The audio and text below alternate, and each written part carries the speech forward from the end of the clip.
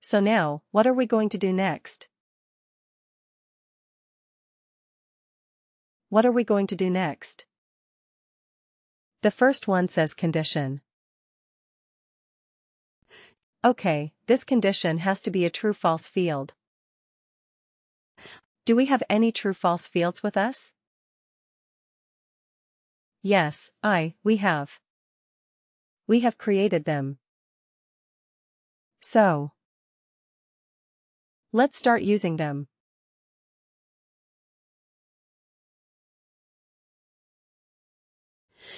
Okay, CFWWTF length of service. You see, I could search for it and it is available here. Now return value if condition is true. What happens if this condition is true? Okay. Amateur right, we should return the text amateur. So if I go and click on this, I have not created that field yet. But can I do it from here? Create calculated field. But you see, I cannot type in amateur. I cannot type in the text here. It has to be another field. That is why we have to store the value in a text constant. Write an evaluate expression. That's a good thing and a bad thing. The good thing is it can. It is so diverse, it is so powerful. Bad thing is, for everything you have to create another calculated. That's the bad thing. So here return value of condition is true. Let's click on that and say create calculated field. So we will call it a CF text constant. Right. Amateur. And we have to also put a W? W right. So business object. Now you have two options to store the business of. To use a business object. One is, you can use worker, of course, like the rest of the worker-related objects, or you can use global. Right. Why global? Because, let's say, if we do something else, we may also want to use this text constant amateur. It is not always related to the work. To worker. It can be for something else as well. Right. So we may want to use it there. So I want to use the business object as global. Function is text constant.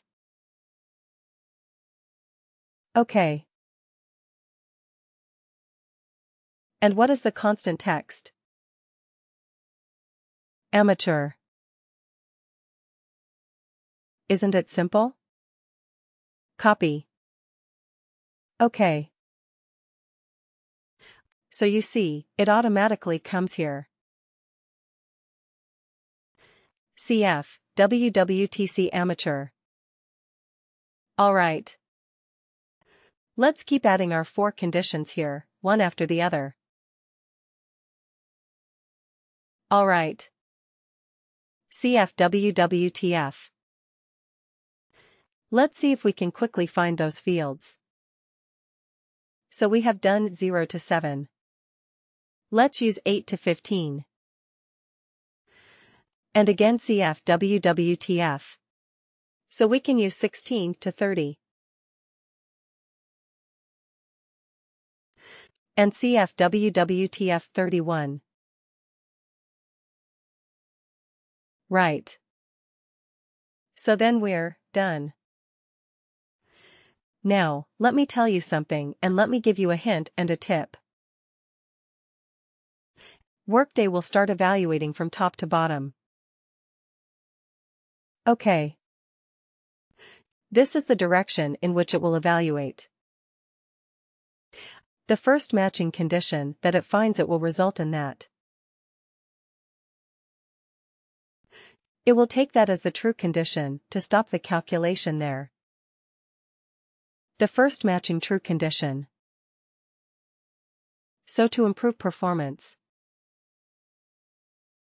what should you do? We should use them.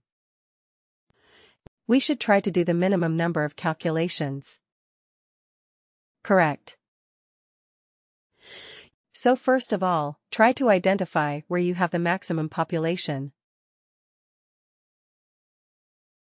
Where do you have the maximum population? Maybe run this report once. Try to find out where you have just do an eyeball figure and try to find out where you have the maximum population. Maybe it is between 8 and 15. Maybe. Right. So if that is the case, you should have this as the first row. Right. I understand that looking at this is more logical. 0 to 7, 8 to 15, 16, 13, 31. That is more logical. I absolutely understand. But from a performance point of view, this might be more efficient if most of your workers are between 8 to 15 years. Right. Because then it will do this first step for most of the cases that it will be true. Otherwise, what happens? It will first do 0 to 7 calculation. Then it will come to 8 and 15. Correct. So when you design this evaluation especially, keep this in mind. How to improve the performance? Just making this slight change will do you a world of good if you are dealing with large data sets. Okay, so keep this in mind. Always have the first condition as the most common condition that you don't have to do the other calculations at all. Right. So we will find out. We will find out, we don't know yet. Maybe for the time being we can do it like this. Alright. So let's quickly create the other calculated fields. Instead of amateur, what is it experienced, right?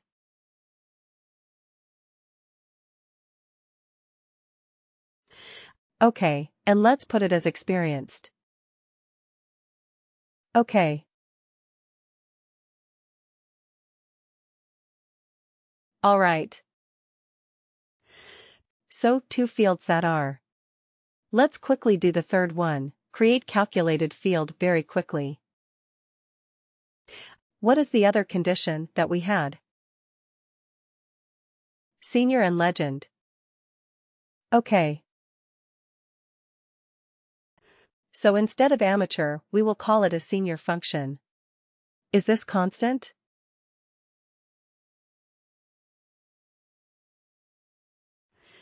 Just bear with me because it takes time.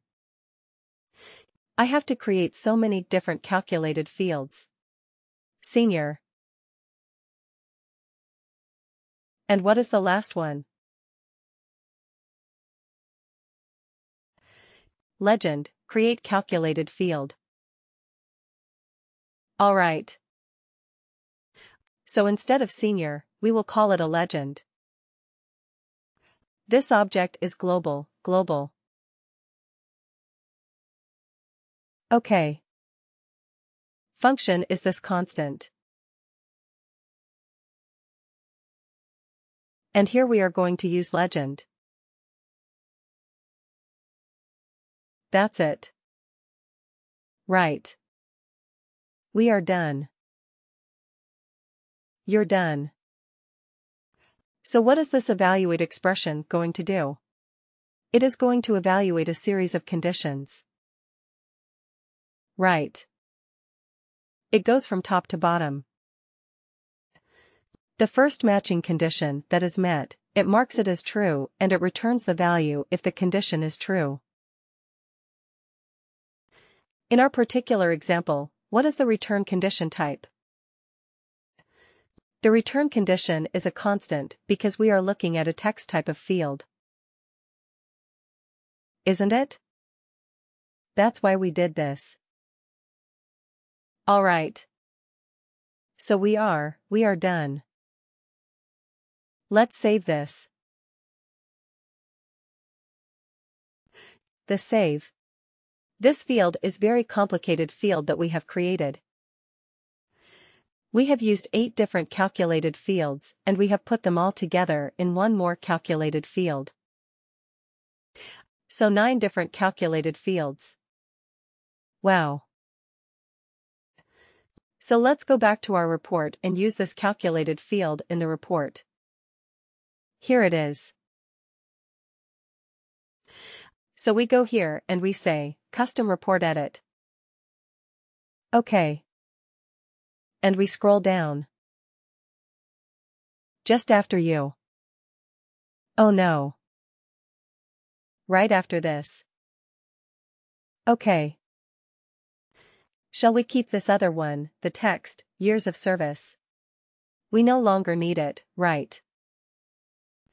We have already converted that to a number and we have it. So let's use the new field that we have created. Experience bands from years of service. Let's call it as experience. Bags. Okay, now let's see how our field is performing. Is it? Is it giving us the right result or not? Click OK to run it or run it. OK. Wow. All right. So here we have a bunch of seniors. 22 years of experience. Senior. Is that correct? 22 years senior. Right. 22 is between 16 and 30. Senior. Absolutely right. What else? What else do we have?